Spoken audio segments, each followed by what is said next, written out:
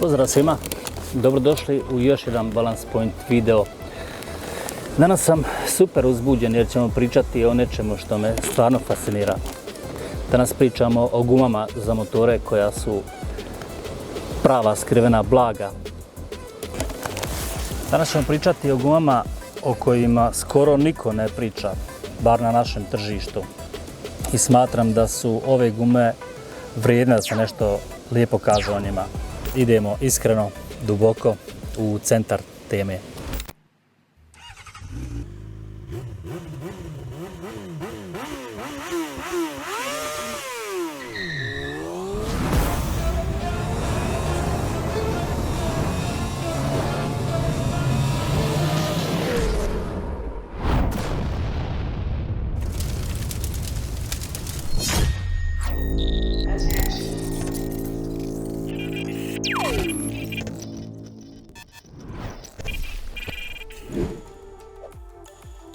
Mitas.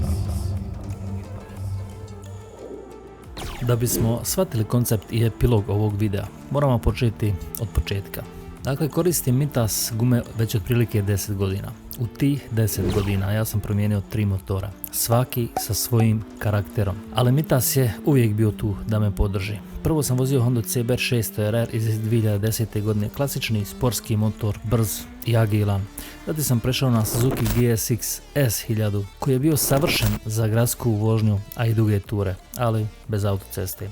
A sada sam na Ninja ZX-10R, prava zvijer za pistu, a i cestu. Na prva 2 motora sam koristio Mitas Sport Force Plus, a sada na Ninja sam se nadogradio na Mitas Sport Force Plus F, dakle evolucija prethodne gume, koja je još bolja za ekstremnije uslove. Bez obzira na širok asortiman koji nam ovaj brand nudi, mi ćemo se danas fokusirati na sportsku liniju guma Sport Force Plus i Sport Force Plus F. Zašto je fokus baš na ovoj liniji guma?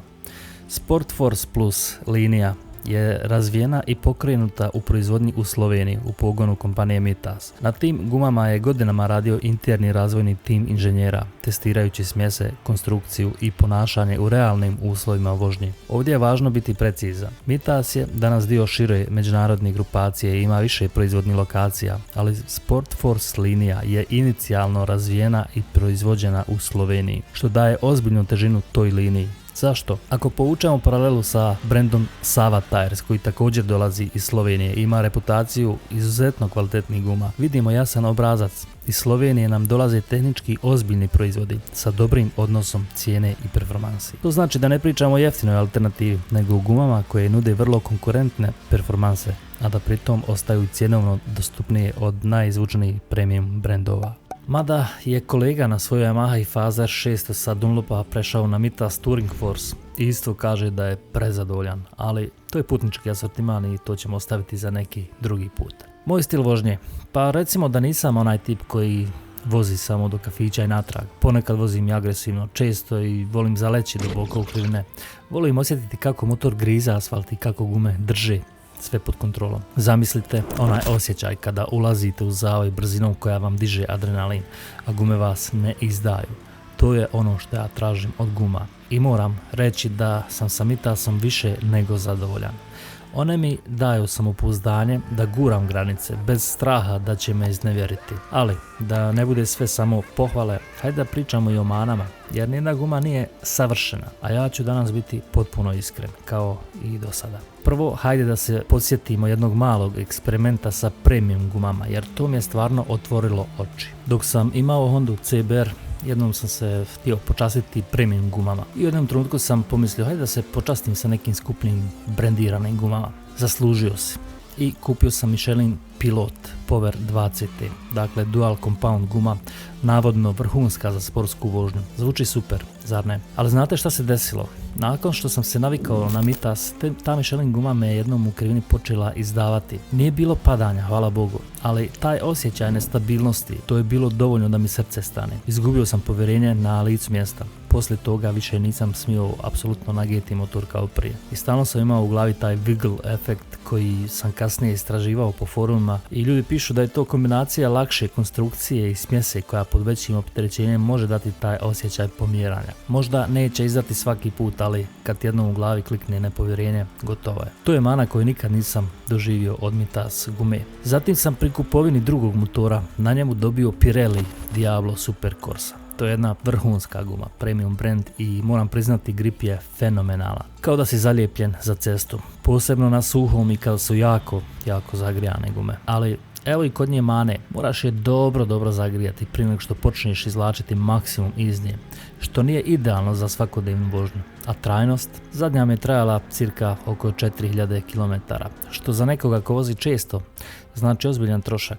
Moraš je mijenjati svakih par mjeseci. Za poređenje, Mitas mi je trajao skoro pa duplo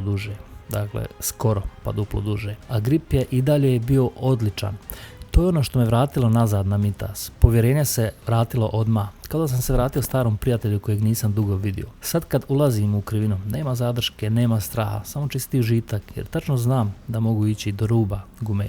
Da pređemo konkretno na stvar. Zašto sam se odlučio uraditi video baš na ove gume i šta to njih tačno čini posebne? Prvo i najvažnije, odnos cijene i kvaliteta je nevjerovatan. Vi za otprilike 220 do 260 eura, ovisno od trgovine, dobijate set guma koji drži odlično cestu. Ponaša se stabilno u nagibu, ima solidnu dugotrajnost. U mom slučaju zadnja mi je znala trajati i do 7000 km. Ovisno o stilu vožnje i koliko sam autocestu koristio. I na kiši pruža sasvim korektne performanse. Na mokrom asfaltu Mitas može imati blago slabije prijanjanje u odnosu na premium skuplje brendove, ali ta razlika nije naročito izražena. Pritom, velika prednost je što jedan set ovih guma vam neće pojesti sav budžet koji ste pripremili za motor na početku sezone. Zamislite, vozite se kroz kišu, a gume i dalje daju dobar feedback bez da vas iznenade. Na suhom, grip je dovoljan za agresivnu vožnju, a Evolution model ima čak poboljšanu smjesu koja bolje podnosi toplinu i trošenje. Još jedna vrlina, one su predvidljive. Nećete iznenaditi naglim gubitkom gripa. Sve se događa postepeno, što ti daje vremena da reaguješ. To je ključno za sigurnost, posebno ako ste poput mene volite da testirate granice na krivudavim putajima. Naravno, ima i mana, da budemo fair. Jedna od njih je što su malo manje prepoznatljiv brand faktor. Za neke korisnike koji voze stazu ili imaju potpuno usmjeren sport stil, Mitas možda nema istu reputaciju kao neke premium marke Michelin, Pirelli, Bridgestone. Ali to ne znači da su loše gume, već samo da nisu brand materijal broj 1 po defaultu. Na mokrom je solidna, ali ne baš na nivou nekih premium modela koje smo malo prije spomenuli, koji također imaju specijalne kanale za vodu. Trošenje može biti brže ako voziš samo po gradu sa puno stani krene, ali za cestu, sportsku vožnju i povremene ture ove gume su fenomenalne. Ja sam ih vozio po svim uslovima, od vrućeg asfalta ljeti do hladnih jutara. Znao sam se uputiti na turu od 2000 km sa Mitas gumom koja je skoro već bila za zamjenu. Pa u povratku po kiši sam znao također voziti na žicama. Ne preporučujem to nikome, tako mi se karte tada posložile, ali uz malo veću opreznost ni tada me nije izdala. Na ovoj slici se jasno vidi da je sredina gume znatno više potrošena od rubova. Razlog tome je što vrlo često putujem na relaciji Slovenija-Bosna i baš sa ovom gumom sam većinu tih kilometara odvozio samo na autocesti. Kada uzmemo sve parametre, grip, stabilnost, trajnost, ponašanje na mokrom i cijenu, ova guma od mene dobija čvrstih 8,5 od 10. I to govorim iskreno, na osnovu mog iskustva. E sad, zašto ne 10? Zato jer uvijek ima prostora za poboljšanje, ali za većinu vozača ovo je savršen balans i savršena guma za vozit. Smatram da su Mitas gume kod nas ozbiljno podcijenjene. Ne moraš imati premium brand poput Michelina ili Pirellija da bi imao sigurnost i užitak u vožnji. Ako imaš višak novca i želiš uz kafu pričati sa kolegama kako si dao 350 eura plus za set guma, svaka čast, idi, radi to. Ali ako želiš pouzdanu gumu za normalan novac, gumu koju možeš vjerovati u krivini, onda su to Mitas gume i to je vrlo ozbiljna opcija. One su dokaz da kvalitet ne dolazi samo sa skupim etiketama i nemojte meni vjerovati na riječ. Kupi i probaj i vrlo brzo ćeš znati o čemu pričam. Na našem govornom području i na domaćem moto tržištu gotovo se još niko nije usudio da ozbiljno u superlativu razgovara o ovim gumama. Razlog je zato što ove gume, to jest Mitas, nema marketinšku mašineriju kakvu imaju Michelin, Dunlop ili Pirelli, pa automatski ostaju ispod radara mnogih vozača. Ključno pitanje je mogu li ove gume parirati tim velikim imenima kada je riječ o cestovnoj ili agresivnoj vožnji? Apsolutno. I to bez kompleksa. Potpuno ravnopravno rame uz rame sa svim najpoznatijim brendovima.